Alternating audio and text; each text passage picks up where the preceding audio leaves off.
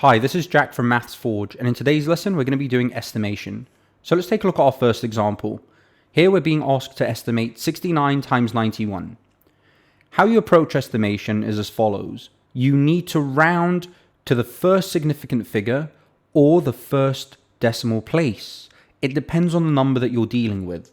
So in this example, we're dealing with two numbers that have two significant figures each. So we're going to round to the first significant figure for both of them.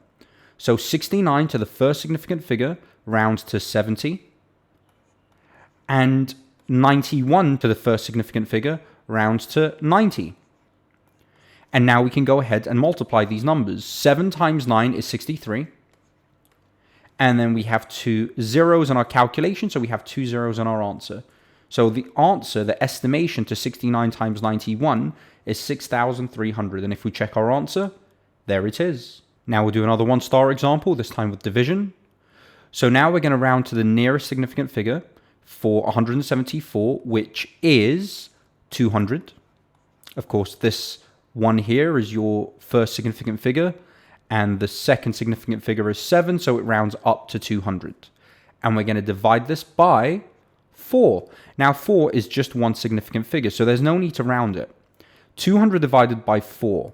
Well, we can do 20 divided by 4, which is 5. And since there's one extra zero here in the number to the left, then there's going to be one extra zero here in the final answer. So 174 divided by 4, we can estimate it to be 50. And if we check our answer, there it is.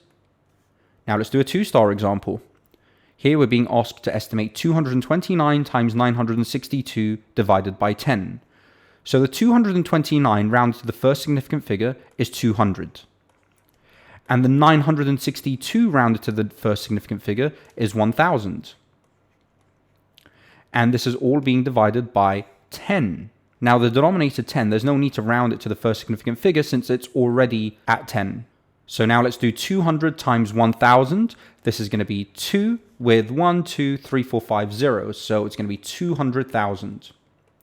And of course, this is still over 10. And 200,000 divided by 10 is 20,000. One less zero. And if we check our answer, there it is. Now let's do a three-star example. In the three-star examples, we have some numbers with decimal places. And just how we've been rounding to the first significant figure for the one and two-star examples, we're going to round to the first decimal place for the three-star examples. So let's estimate 446 times 787 divided by 0.102. The 446 rounds to the nearest significant figure to 400. And the 787 to the nearest significant figure rounds to 800. Now for the denominator, 0.102 to the nearest first decimal place is going to be 0.1. You always want to round to the first significant figure or the first decimal place. Now let's go ahead with this calculation. 4 times 8 is going to be 32. And then we have 4 zeros in total, so it's going to be 4 zeros in total. So that's 320,000. And this is all divided by 0.1. Now dividing by 0.1 is the same as multiplying by 10. And how I know this is because if we convert 0.1 into a fraction, it's going to be 1 over 10. So 320,000 divided by 0.1 is the same as 320,000 divided by 1 over 10. And we should know how to divide fractions at this stage. So it's going to be 320,000 divided by 1 over 10 is equivalent to 320,000 multiplied by 10 over 1.